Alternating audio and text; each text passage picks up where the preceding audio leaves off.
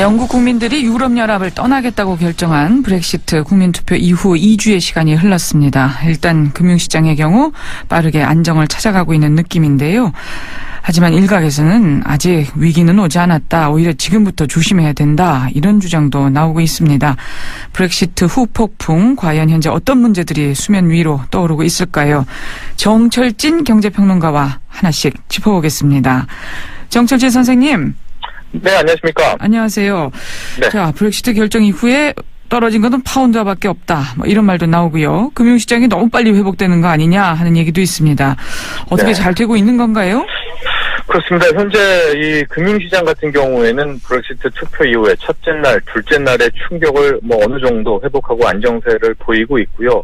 그나마 하나 가장 우려스러운 게 이제 파운드화 가치입니다. 파운드화 가치는 연일 급락하고 있는데, 그러나 이제 어쨌든 파운드화 외에는 빠르게 외환시장이라든가 이 다른 나라, 우리 특히 그렇죠. 주식시장을 회복을 했는데 각국 중앙은행들 공조가 굉장히 좋았습니다. 미국 연방준비제도 이사회, 물론 아직 7월 FOMC 회의 남아있기는 하지만 우회적으로도 금리 인상 늦추겠다 이런 얘기했고요. 영국 중앙은행, 영란은행에서 마크카니 총재도 최대한 방법 다 동원하겠다. 기준금리 내려서 제로까지도 가겠다. 파운드화를 푸는 파운드화 양쪽 하나 하겠다. 이렇게 공표를 했고, 유럽 중앙은행도 그랬고, 우리 한국은행도 가세를 했고, 이렇게 중앙은행들이 나서서 어쨌든 립서비스든 이런 행동을 보일 모습을 하니까 시장은 살짝 좀 안정되는 그런 모습이었습니다. 예. 근데 지금 브렉시트라는 게 정말 사상 초유의 사태 아닙니까? 일단 그렇죠. 금융시장은 억지로 봉합했다고는 하는데 영국에서는 조금씩 균열이 나오고 있는 거 아니겠어요? 첫 번째가 부동산인 것 같습니다. 실은 여기가 약간 위험합니다. 왜냐하면 이제 브렉시트 결정 이후에 외국계 자본들이 자금을 빼나가면서 지금 10%, 20% 정도 이제 낙폭들이 서서히 나오고 있는데, 이 때문에 이제 부동산 관련 펀드, 스탠다드 라이프 인베스트먼트 이런 등등에서 세 곳이 이 환매를 중단을 했고요. 투자자 입장에서는 내가 돈을 투자했는데 그 돈을 환매를 할 수가 없다, 막아버렸다라는 거.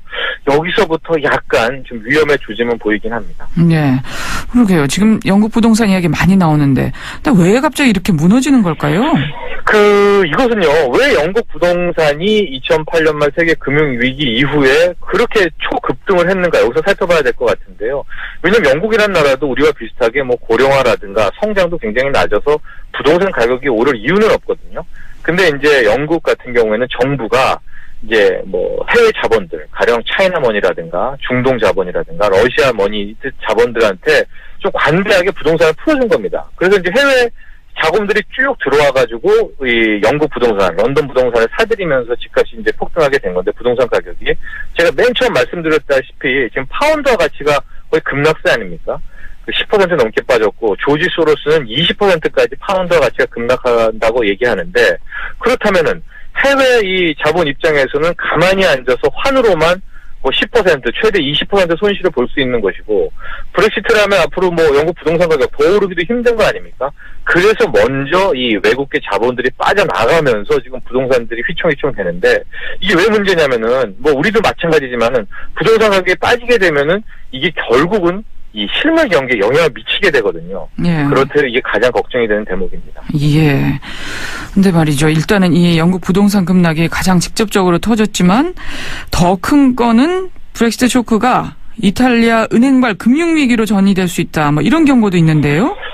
그렇습니다. 이 월스트리트저널 또 파이낸셜 타임즈들이 연일 보도를 하고 있는데, 이게 약간은 어렵지만 이렇게 생각하시면 될 것 같습니다. 일단 브렉시트 사태 이전부터 유럽 유로존에서는 이탈리아라든가 포르투갈, 스페인, 여기 은행들이 이제 심각한 부실이었다 이런 건데, 여기에 이제 설상가상으로 브렉시트가 터지면서 지금 각국의 금융주들, 은행주들의 주가가 거의 폭락을 했거든요. 시장은 어느 정도 안정이라고 하더라도요. 이제 가령 여기에서 이제 이탈리아 은행 같은 경우에는 전체적으로 부실 여신이 17% 정도다. 이거는 말도 안 되는 겁니다. 은행 부실이라는 게 5%만 돼도 위험하다 하는데 17%다. 그래서 이제 최근 들어 이탈리아 정부가 어쨌든 우리가 돈을 풀어가지고 이 은행권 부실을 막겠다라고 해서 한 400억 유로, 52조 원 정도를 구제금융을 투입하려고 하는데, 여기서부터 이제 문제가 시작되는 건다. 왜냐하면 이렇게 이탈리아 정부가 자국의 은행을 지원하게 되면 이거는 유럽연합이 EU가 정한 이 근본 원칙을 어기기 때문에 여기서부터 이제 티격태격이 현재 되고 있는 것이죠. 네. 아니 왜 우리도 부실은행 국가가 지원해주지 않습니까? 예, 그렇습니다. 이제 이 부분을 놓고 아니 왜 유럽연합은 태클을 거는 거야? 이탈리아 정부가 자국은행 힘들어서 이 구제를 한다는데 그런 건데요. 이게 이제 2014년에 유럽연합이 어떤 원칙을 천명하냐면 베일인이라는 원칙을 청합니다.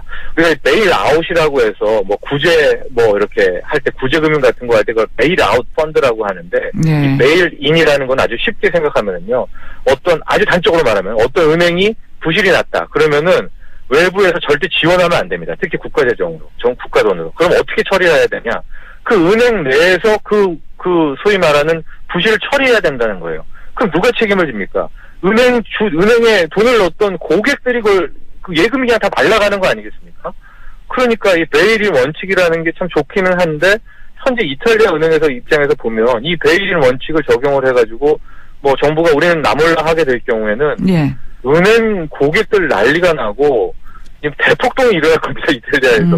그러니까 이탈리아 입장에서는 정부가 우리 이제 10월에 이탈리아도 헌법 개정안 국민투표 있거든요. 유럽연합한테 이거 우리 허용해라, 얼마나 예외적으로. 그렇지 않으면 우리도 뭐 브렉시트 못지않은 행동을 보일 것이다. 이렇게 지금 맞서고 있는 거죠. 아니 뭐 예외적으로 이탈리아의 구제금융을 허락해주면 어떨까요? 그런 방법은 그렇죠. 안 되나요? 근데 이제 여기서부터가 약간 어려우면서도 뭐 월스트리트저널, 파이낸셜 타임즈들이 이제 주목하고 있는 대목인데 그렇습니다. 이제 유럽연합도 그래 이탈리아가 워낙 심각하니까 한 번 정도 그래 구제금융 해줘라. 그러면 이제 기존에 갖고 있는 채무 재조정, 그러니까 채권에 대한 부실 국채에 대해서 다 비탄감을 해주고 그냥 몇 개에 대해서는 없던 일로 해주고 그냥 유예를 해주고 뭐 이렇게 해줄 수가 있죠. 근데 이야기가 여기서 끝나지가 않습니다.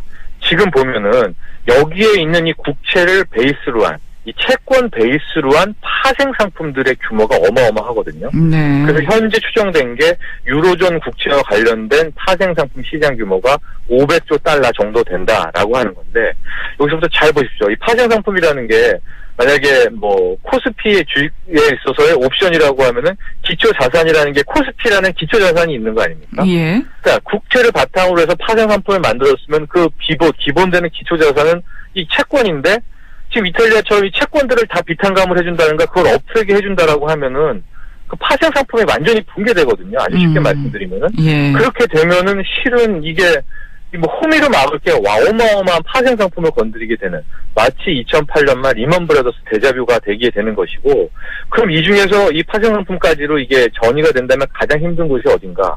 거의 독일의 뭐 중앙은행이자 유로존 최대 은행이라고 할 수 있는 도이치뱅크가 지금 흔들리게 된다. 이게 공포스럽다라는 겁니다. 도이치방크가 또 나오네요. 예. 그렇습니다. 이게 파산설이 작년부터 나왔었고 그래서 뭐 어마어마한 구조조정하고 직원들 다 자르고 했었는데 지금 마지막 국면까지 오게 된 겁니다. 그래서 이게 지금 만일 걱정하는 것이 정말로 이 파생상품, 국채 베이스, 채권 베이스로 한 파생상품까지 이게 오염이 되는가 여기에 대해서 집중을 하고 있는 것이죠. 예. 자, 그럼 이제 어떻게 될까요? 어떤 시나리오를 생각해 볼 수 있을까요? 예, 일단은 이제 방법이 없지는 않습니다. 이 해법도 벌써 제시를 하고 있는데 이런 겁니다. 이 유럽 중앙은행을 비롯해서 이 또 중앙은행이 나서가지고 그 채권들을 완벽하게 보장을 해줘라 이런 겁니다.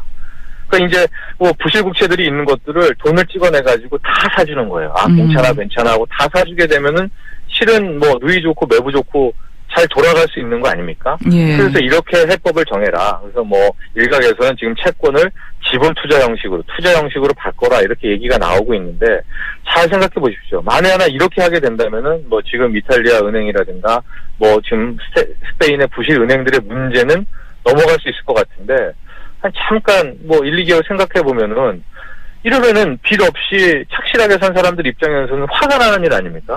부실된 것들을 돈 찍어서 다 메워주고, 부실되면은 다 메워주고, 이렇게 되면은 소위 말하는 하이퍼 인플레이션. 야, 이 종이돈이 찍어가지고 다 갚아지네? 그럼 내가 왜 가만히 있어? 그래, 빚내가지고 막, 이제 소위 말하는 인플레 국면으로 넘어가게 되는 이제 버블 국면이 나올 수가 있는 거거든요. 바로 예. 부동산이 뭐로 간다라든가 돈들이 그냥 종이돈을 빌려가지고 빚은 다 탕감 받으니까 이런 우려가 분명히 있는 겁니다. 예. 그래서 참 이러지도 못하고 저러지도 못하는데요. 앞으로 청취자 여러분들은 처음으로는 영국 부동산 이야기 매일 체크하셔야 되고요. 그 다음은 이탈리아 이 부실은행들 어떻게 되는가?